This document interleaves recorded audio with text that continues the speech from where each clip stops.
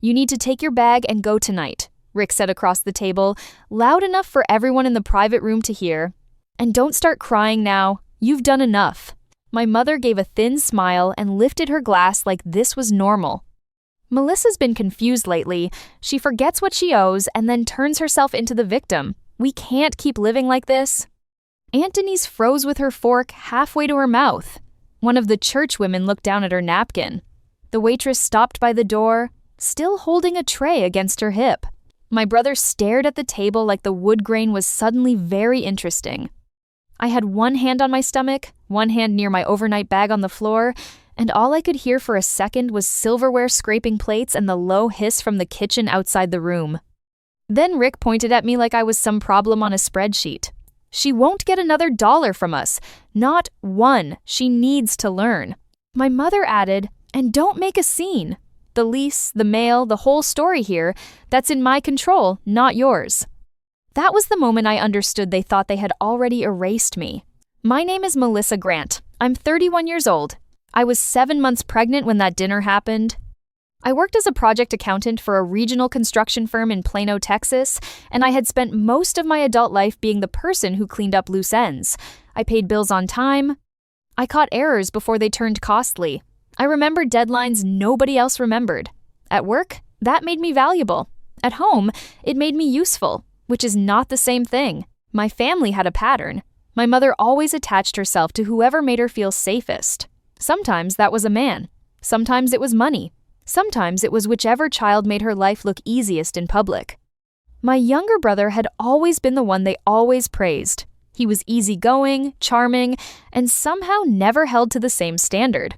I was the one who got the calls when something needed fixing, but I was never the one chosen first. That old wound had been sitting in me for years. When I was 12, I waited outside my school auditorium after a play with stage makeup drying on my face and my costume sticking to my back, and my mother forgot to come. I remember the smell of dust and old curtains. I remember watching other girls leave with flowers and parents and hearing one janitor ask if I needed him to call someone. She showed up 40 minutes late and acted annoyed that I was crying. I never really forgot that feeling, standing there after hoping, realizing no one was rushing toward me. So even at 31, even pregnant, even paying toward the house, some part of me still wanted my mother to choose me for once without being forced. I was not rich. I was not glamorous. I was not one of those women who floated through life because someone always caught them. I had savings, a decent salary, and a private legal process happening in the background tied to my late father's estate. Hardly anyone knew the details of that. I had kept it quiet on purpose.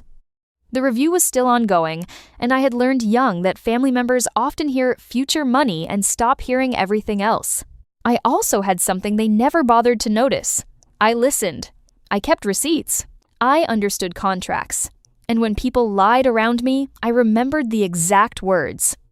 If you've ever been treated like a burden at the exact moment you needed care, then you already know how quickly a room can turn on you. Subscribe if stories like this matter to you, and tell me in the comments if your family ever rewrote the truth just to protect themselves. You can also click Write Your Own Story and put your own experience into words. That dinner was at a steakhouse in Plano, in one of those private side rooms with dark wood walls, fake candles on the table, and too cold air blowing from a vent near the ceiling. My mother had told me it was a birthday dinner, just family and a few close friends. I almost did not go because my feet were swollen, my back hurt, and I had worked late that Friday closing reports. But she had called twice and said, "Please don't make this difficult. Just come be part of the family for one evening." So I went.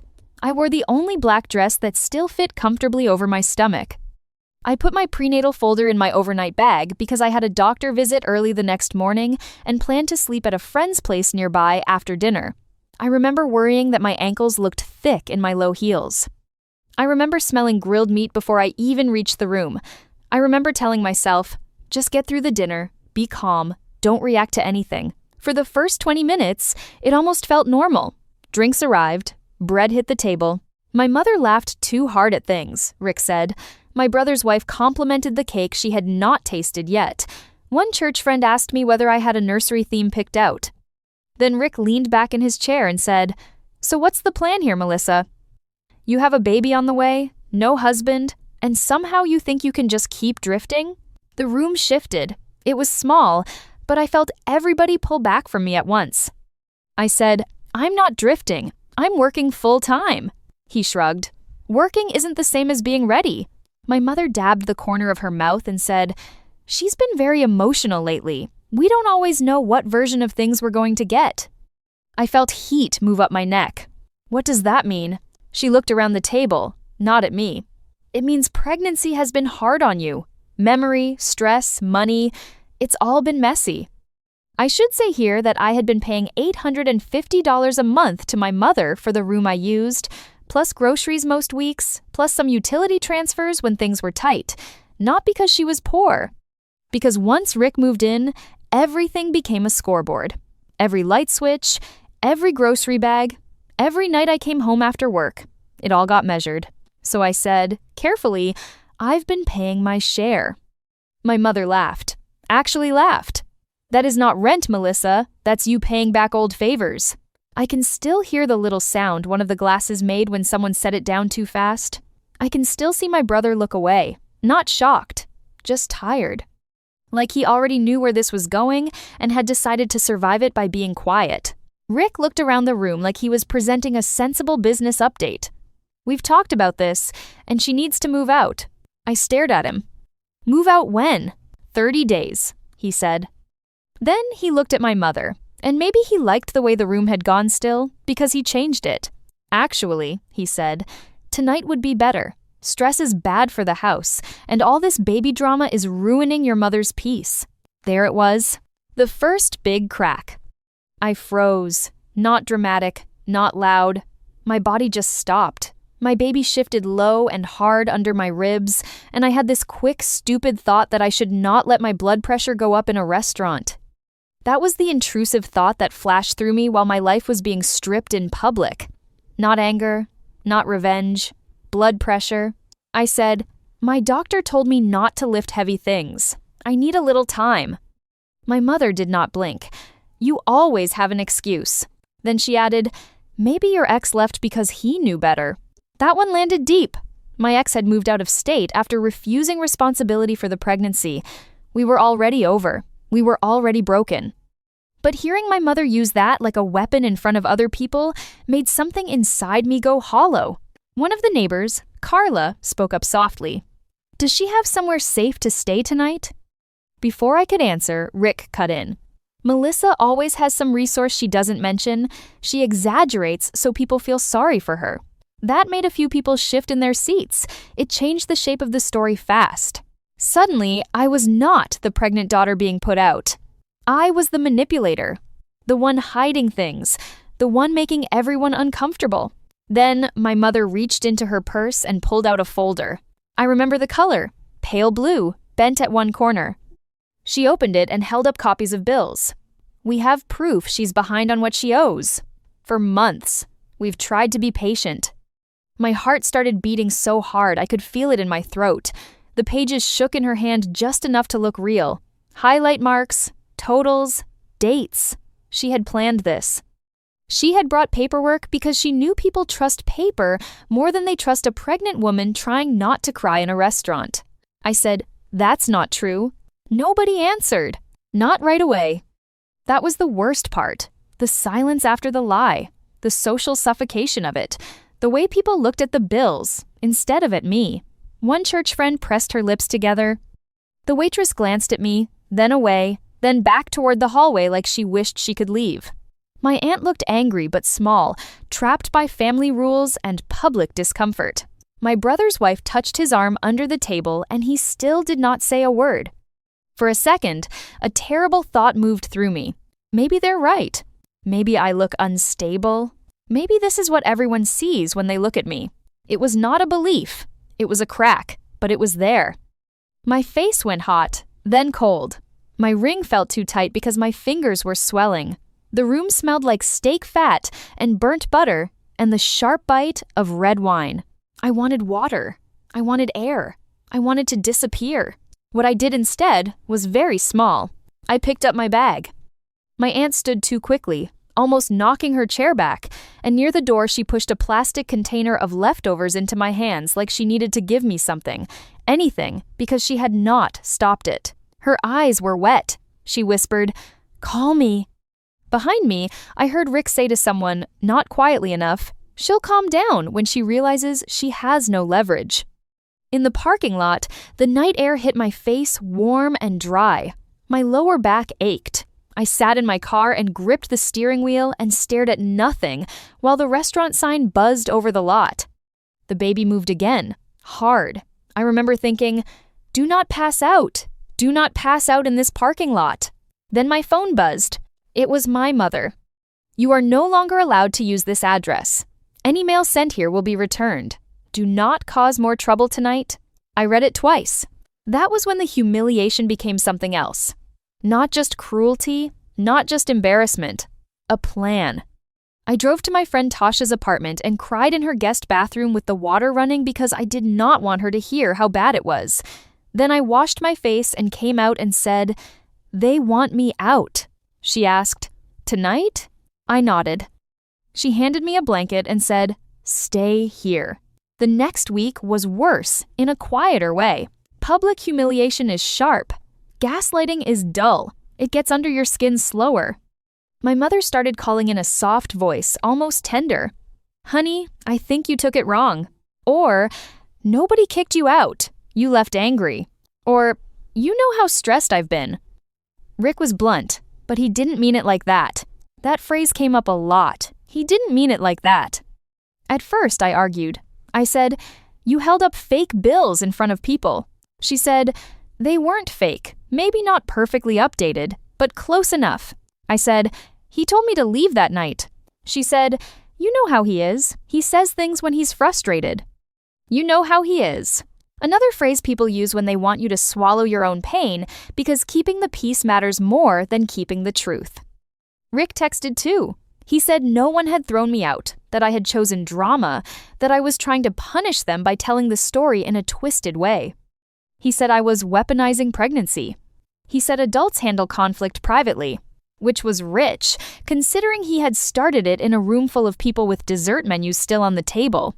My brother called one evening while I was sitting in my car after work, too tired to go inside Tasha's apartment and pretend I was okay. He said, "You need to rest. Stop making everything legal and ugly." I stared through the windshield at the dim orange light in the parking lot and said, "He told me to get out that night." My brother sighed. "I'm not saying it was handled well. I'm saying, Mom gets embarrassed and then doubles down. Just let it cool off." There was a long pause. Then he said, "You're pregnant. This is not the time to go to war." Maybe he meant well. Maybe he wanted less conflict, not more injustice. But what I heard was this: carry the damage quietly. Make yourself smaller. Clean up after them again. At church that Sunday, one of my mother's friends touched my arm and asked, "Are you getting help for stress?" There it was. The rumor. Neat, polite, damaging. Not, "Are you okay?" Not, "I heard what happened." Help for stress. I smiled because I didn't know what else to do, and in that second, I was 12 again, standing outside the auditorium, hoping nobody noticed I had been forgotten. I got removed from the family group chat after asking about tax forms, insurance mail, and a medical bill that had still gone to the house. The message simply disappeared, and so did I. No explanation. That hurt more than the yelling. Because yelling is messy and obvious. Exclusion is clean. It tells you they are not even interested in your version anymore. I started losing sleep. I would lie awake at Tasha's place hearing the refrigerator hum and replaying the dinner in loops. Rick's finger pointed at my bag. My mother saying I was confused. My brother looking down. The waitress frozen by the door. Every replay got worse because hindsight added meaning. I saw the folder sooner. I saw the setup more clearly. I heard the parts people did not challenge. One night around 2 a.m, with my legs cramping and my stomach tight, I actually picked up my phone to text my mother an apology. Not because I was wrong, because I was tired. Because pregnancy exhaustion is real and humiliation settles in your bones. Because I needed stability. Because part of me thought maybe if I said I was sorry for misunderstanding, Maybe she would let me use the address for a little longer. Let me get the rest of my things without a fight. Let me stop feeling like I was drifting. My thumbs were over the screen. I typed, "I'm sorry, things got out of hand." Then my phone lit with a voicemail notification from an unknown number. I almost ignored it. I listened anyway. It was my father's estate attorney's office asking me to return a call because several certified letters had been returned and there had been unauthorized communication about rerouting contact through family due to my emotional condition. I sat up so fast my back locked. That was the moment the fog broke. Not fully. I was still hurt, still tired, still shaking. But the center of the problem came into focus. They were not just humiliating me. They were trying to manage me, trying to speak for me, trying to cut me off from information. The next morning, I called the office back during my break at work and spoke to a receptionist first, then the attorney herself, Naomi Alice. Her tone was steady. "Miss Grant, we received a call from someone claiming you were overwhelmed and wanted all communication routed through your mother until after delivery. We did not act on that request, but some certified mail was returned from the address we had on file." I felt cold all over. I never said any of that. "I assumed as much," she said. "You need to come in." The review tied to my father's estate had been moving slowly for years because of property sales, trust terms, and age-based release language. I knew there was significant money there eventually, but I did not know exact final numbers yet. I had kept the whole thing private because my father had worked hard for what he built, and I wanted the process handled cleanly. Naomi told me enough on that call to make the stakes real. 2 warehouse properties held through an LLC had sold. Long-managed investments had matured. Once review and transfer steps finished, the net distribution to me would be a little over $20 million before taxes and structuring costs. $20.4 million. I sat in my office chair after the call ended and stared at the spreadsheet on my screen without seeing it. The air smelled like printer toner and stale coffee. I could hear someone in the next cubicle laughing at something on speakerphone. Everything looked normal. My whole body did not feel normal. Not because of the money, because of what my mother and Rick had almost touched by pretending I was unstable. 10 days after the dinner, I learned they had also contacted the leasing office and utility providers, claiming I had voluntarily moved out and should be removed from account notices connected to the house. I found that out because one utility company refused to discuss an account after noting an address change I had never made. There was also a postal change request filed with partial information, enough to delay some mail and reroute other pieces. That was the practical panic part. The identity threat, the financial threat, not dramatic in a movie way, administrative, which is worse sometimes. Your life can be damaged by forms, by calls, by people sounding confident while they lie. I went to my car during lunch that day and cried with the seat pushed back because I could not breathe right. I kept hearing my mother say, "The lease, the mail, the whole story, that's in my control." At the restaurant, it had sounded cruel. In my car, it sounded operational. When I got home to Tasha's apartment that night, I stopped trying to argue. That was the shift. I bought a 3-inch binder from an office supply store along with tab dividers, a hole punch, and a pack of yellow highlighters. I sat at Tasha's kitchen table while she made soup and labeled sections by date. Rent transfers, groceries, text messages, voicemails, lease contacts, mail issues, estate communication, medical records. I printed my bank statements showing the $850 monthly transfers. I found grocery receipts. I pulled screenshots from my phone where my mother thanked me for helping with the house on specific dates. I requested originals from utility providers and put them side by side with the copies she had waived at dinner. The dates did not match. The account ending numbers did not match. One total she claimed was overdue had already been paid. The calmer I got, the angrier I became, but in a cleaner way. Not explosive. Focused. I updated my mailing address properly. I froze my credit. I requested written logs from the leasing office and the postal service. At work, I asked HR to note in writing that no family member had authority over my employment records, benefits, or emergency contact changes without my direct approval. The HR manager looked concerned and asked whether I was safe. I said, "I am now." I stopped responding to bait. Rick texted, "You should be grateful we protected the house from your chaos." I saved it. My mother texted, "I don't know why you're doing this when family should come together before a baby." I saved it. Another message from Rick said, "Once your little secret money shows up, don't come crying when you realize you need real help managing it." That told me enough. They knew something. Not everything, but enough to get greedy. I saved that too. Naomi Ellis became my one real ally. She was 48, exact and impossible to soften with emotional noise. Her office was cool and bright, with framed certificates on one wall and no fake sympathy in her voice. The first time I met her in person, she shook my hand, looked me in the eye, and said, "You are not a difficult daughter. You are the direct beneficiary of an estate, and someone interfered. That matters." I almost cried from relief right there in her office because she had named the thing correctly. She explained the estate in plain terms. My father had not been a cartoon-rich man. He had been disciplined. He bought industrial property early, held it through the right structure, reinvested, and built patiently. The money was real, but it was also documented, taxed, and controlled. It would not fall from the sky overnight. It would move through protected accounts with advisory oversight that I chose. Nobody else. She helped me draft formal notices to the estate office, the postal inspector, and the leasing office. She told me to preserve every text, every voicemail, every altered bill. "People like this usually think volume equals truth," she said.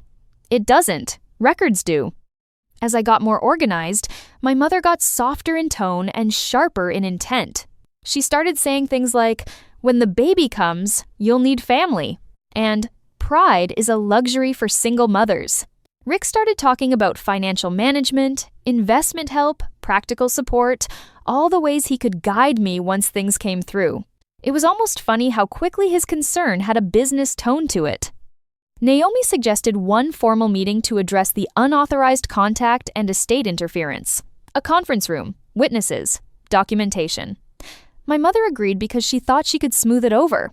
Rick agreed because he thought he could control a room the way he had at the restaurant. 3 weeks after the dinner, we met in Naomi's office conference room. The room was all glass and pale wood with a long table in the center. Naomi sat at one end with her paralegal. My mother sat beside Rick. I sat across from them. My brother joined by video because my mother insisted he should hear both sides. I remember noticing stupid details at first because that's what nerves do. A water ring on the table, the quiet click of the air vent, the smell of copier paper and lemon cleaner. My palms were dry, not sweaty. That surprised me. Rick opened with confidence. "This has gotten out of hand," he said. "Melissa is under pressure and not thinking clearly. We tried to help. She's turning a misunderstanding into a legal event." My mother nodded and looked sad in a practiced way. We were just trying to protect her from stress and bad choices. There was my restaurant again. Public dismissal. Attacking my judgment in front of witnesses. Same tone, different room. Then Rick looked at my stomach, then at Naomi, and said, "She's a single pregnant woman with no stable home. Without family help, she'll be begging us to step back in soon enough." He thought that line would shrink me. Instead, it gave me the exact mirror I needed. I did not react. I did not defend myself. I opened my bag and placed 3 folders on the table. The first held payment history, monthly transfers, grocery receipts, texts acknowledging my contributions. The second held the altered bill copies beside originals from utility companies, with account numbers and dates highlighted. The third held call logs, returned mail notices, the unauthorized address, change issue, and the transcript of the voicemail from Naomi's office documenting the claim that I was emotionally unfit to handle my own financial information. Naomi took over. Not loudly, not dramatically, just cleanly. She walked them through the first folder. Date by date, amount by amount. The story that I had freeloaded collapsed in under 5 minutes. Rick interrupted. "That doesn't prove she wasn't behind at other times." Naomi slid 1 page forward. "Then please explain this text from your partner thanking Miss Grant for paying groceries and utilities on the same week you now claim she paid nothing." My mother blinked and said, "I may have been mistaken." Naomi moved to the second folder. And these altered statements. Why does this copy show a different account ending and due date than the original provided by the utility company? Silence. Real silence this time. Not the kind from the restaurant where everyone stared at me. This silence sat on them. My brother, still on video, leaned closer to the screen. My mother avoided eye contact. Rick's jaw tightened. Then Naomi opened the third folder and read from the office note, documenting the call, claiming I was mentally unfit to receive estate communication directly. Rick tried to wave it off. That was one harmless call. She was overwhelmed. Naomi looked at him evenly. A harmless call does not include a statement that a competent adult is mentally unable to handle financial information. That is false representation. My brother said, "Mom, did you tell them that?" My mother turned toward the screen, then away. I said she was under stress. Naomi read the exact note again. This time, nobody had a soft explanation ready. Then came the part they had been reaching for without understanding. Naomi placed a sealed document on the table, opened it, and summarized the estate review. The trust had completed review. I was the sole direct beneficiary. The expected net distribution was just over $20 million, to be placed under my control through protected accounts and advisory structures chosen by me. You could feel the room change. Rick's whole body shifted first. He leaned forward, voice warming instantly. "Well, that's wonderful news. See, this is exactly why families shouldn't let stress divide them." My mother started crying. Not loudly, just enough to suggest pain. "I was scared for you and the baby. That's all. I didn't know how much pressure you were under. At the restaurant, they had used a room full of people to make me look unstable and dependent. Now, in front of witnesses, documents, and a video screen, they were the ones changing shape in real time. I let them talk until they ran out of words. Then I spoke. Calm, cold, clear. There will be no shared address, no advisory role, no access to any account, document, medical record, housing arrangement, childcare plan, or institution connected to me or my child. My mother whispered, "Melissa." I kept going. Any future communication that concerns legal or financial matters goes through counsel. You do not speak for me. You do not receive information for me. You do not contact offices claiming I'm unable to manage my own life. Naomi slid 2 documents across the table. The first was a cease and desist regarding interference, false representation, and contact with financial institutions and related offices. The second documented that neither my mother nor Rick had any authority in any estate, housing, medical, or childcare matter involving me. My mother stared at the papers like they had appeared from nowhere. Then she said the line I knew was coming, "Are you really doing this to family?" I looked right at her and said, "You did it first. In a restaurant, in public, when I needed safety. I'm just putting it in writing." Rick tried one last move. He said, "Nobody's going to believe you built a stable life on your own." I said, "I already signed a lease for a 2-bedroom condo. I have a postpartum care plan. My child's future is being structured with legal protection. You mistook silence for weakness." That landed, not because it was dramatic, because it was measurable. Housing, planning, protection. The paralegal brought in meeting notes for signature acknowledgement. My mother's hands were shaking so badly she did not pick up the pen right away. Rick read quickly, then again slower, and the color drained from his face as he realized there was no angle left to work. No charm, no intimidation, no public pressure, just a clean record. Naomi made one final point. Any further false claim about Miss Grant's mental capacity, finances, address, or authority may expose you to civil consequences. Not jail. Not screaming. Just consequences with invoices attached. That was enough. By the end of the meeting, the room had fully flipped. They had come expecting me to explain myself. Instead, they had spent an hour answering for altered bills, mail interference, and false representations. As we stood up, my mother asked in a small voice, "Can I at least be there when the baby is born?" I said, "No, not now." Then I added the truest line I had found through all of this. Trust is not a feeling, it's a record, and yours is bad. I walked out first. Their voices stayed low behind me. For once, they were the ones worried about who had heard. Within a month, all legal and financial contact was secured. under my new address and private accounts. Formal notices went out. The interference stopped. My mother's only path to reach me was one monitored email address. Rick was blocked everywhere and named in the written boundary notice. Neither had any role in my medical decisions, housing, or finances. I moved into my condo before my daughter arrived. The place smelled like fresh paint and clean laundry. At night, the air conditioner hummed with the same soft, steady sound, and for the first time in weeks, my body stopped bracing for impact. I put a lamp in the nursery corner. I folded tiny clothes into drawers. I stocked the kitchen with boring, adult things that felt better than any luxury. Soup, crackers, tea, bottled water, order. The estate money moved slowly, the way serious money should. Through planners, tax advice, legal protections. I did not spend it to prove anything. I used it to buy safety, time, childcare help, and distance. Family gossip did what gossip does. It shifted once enough facts came out. My aunt knew the truth. My brother eventually knew enough of it to stop defending what happened. Nobody gave me the dramatic apology people imagine after stories like this. That was fine. I did not need tears. I needed facts to stand. When my daughter was born, I held her small, warm hand and looked at her face for a long time. I was tired in a way only new mothers understand, but I was calm too. I said one promise out loud while the hospital room stayed quiet around us. Nobody will teach you that love and control are the same thing. That was the real ending. Not the money, not the meeting, not even the documents. The real ending was this. They tried to erase me when they thought I was weak, and they lost access when I proved I wasn't. If your own family ever made you beg to be believed before you started protecting yourself, you are not weak for how long that hurt. Tell me in the comments what moment made you stop chasing understanding and start building boundaries. Subscribe if you want more stories where the truth wins, slowly but fully. Click Write Your Own Story to help this story reach others who need it. Stories like this stay with people because they happen more than most families admit.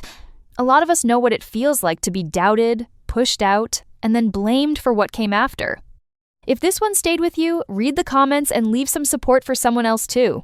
Sometimes the strongest ending is not loud. It is documented, calm, and final.